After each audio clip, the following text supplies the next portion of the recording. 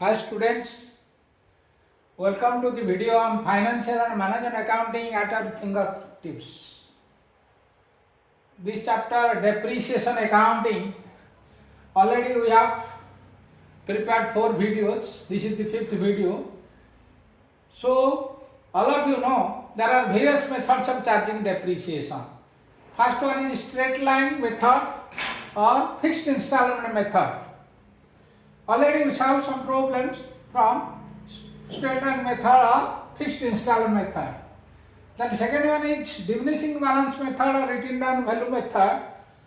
On this also we solve problems, and we have also solved problems relating to change in the method of depreciation from straight line method or fixed installment method to diminishing balance method, written down value method with from a different date or date of taking a decision or with retrospective effect from the original date of purchase of asset.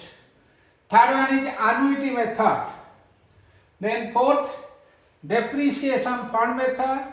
Fifth one is insurance policy method. Sixth, revaluation method. Seven, depletion method. Eight, sum of digits method. Nine, machine hour rate method. So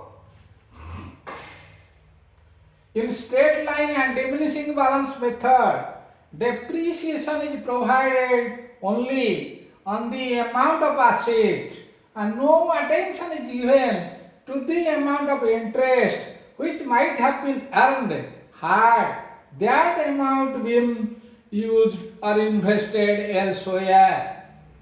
So, annuity method of depreciation is used to calculate depreciation on an asset by determining its rate of return as if it were an investment. So it assumes that asset will generate a constant stream of revenue throughout useful life.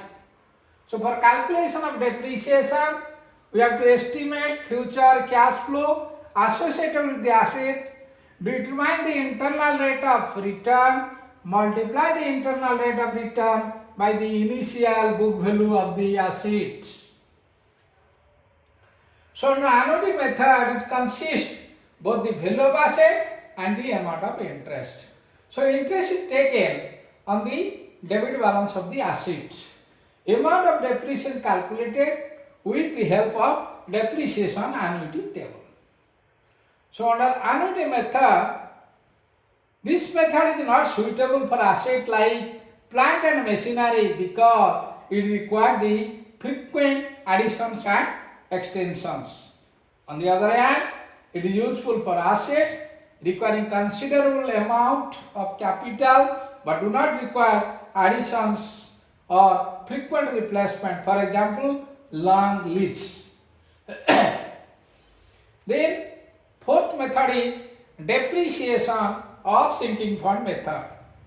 This method provides funds for the replacement of the asset at the end of its servicing life.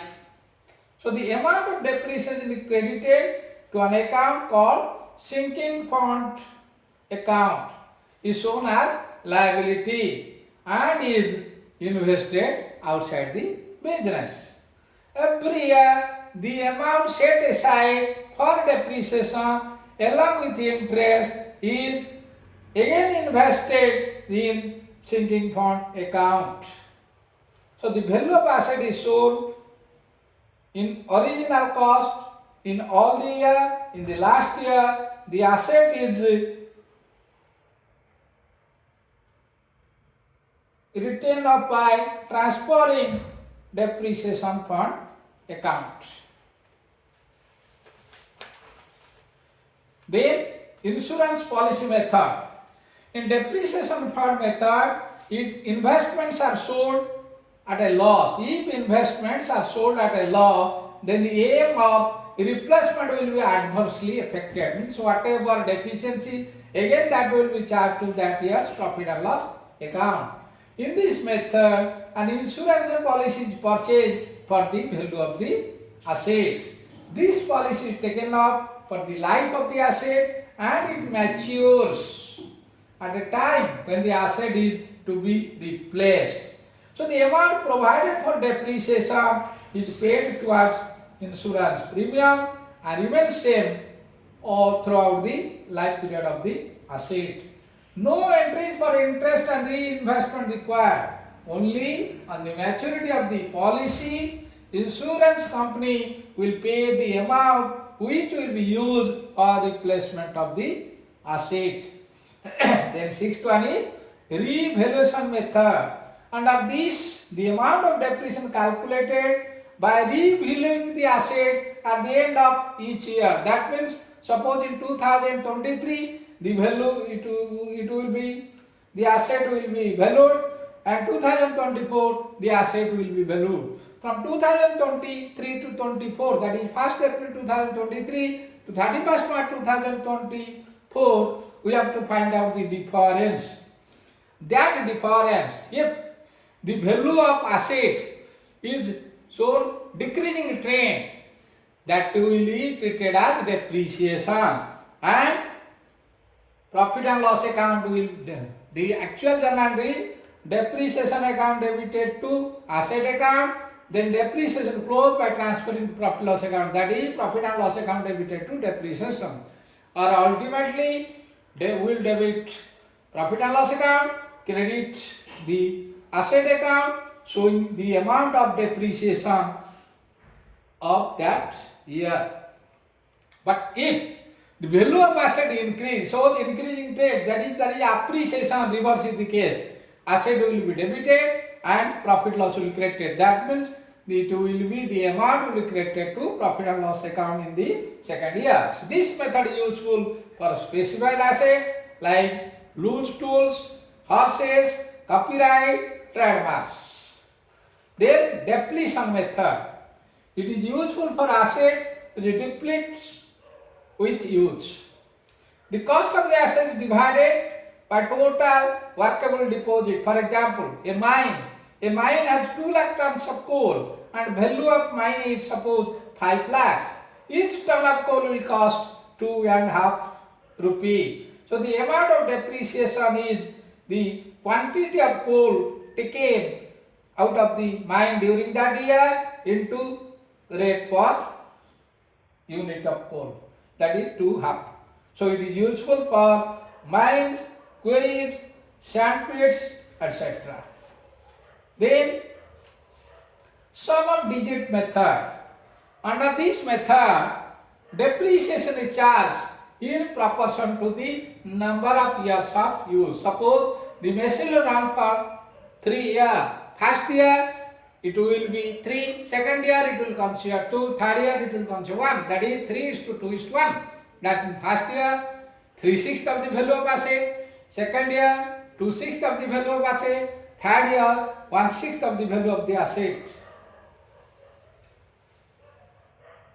So under sum of digit method, the sum of year depreciation method is an accelerated rate. So most of the depreciation of an asset is recognized in the first few years of its useful life. Sum of years depreciation is equal to number of useful year divided by sum of useful year. For example, a machinery or asset used for suppose 3 years, so depreciation charge for first year it is 3, second year 2, third year 1, that is 3:2:1. Then machine average method. So life of an asset is estimated in hours. Value of the assets minus scrap value is divided by the estimated number of hours, that is number of hours machine runs in years multiplied by machine rate, amount of depreciation calculated like this. That means this method is considered more scientific and precise than earlier fixed installment method or written down value method. So we will solve one problem relating to annuity method. So first, under annuity method already we have discussed interest will be charged on the cost of the asset at the date of by opening date of that financial year. So first, for charging interest on asset, our journal entry will be, because all of you know interest is nominal account, it is where here interest will charge an asset, that means the business will receive interest, so it is nominal account, income. Debit all expense losses, credit all gains and income. Here interest will be credited. Then at the rate of charging interest on asset, the value of asset will increase. So the formula is increase in asset should be debited, decrease in asset should be credited. So journal entry, asset account debited to interest account. Then charging depreciation on asset. So depreciation on asset, it is nominal account, debited to asset account.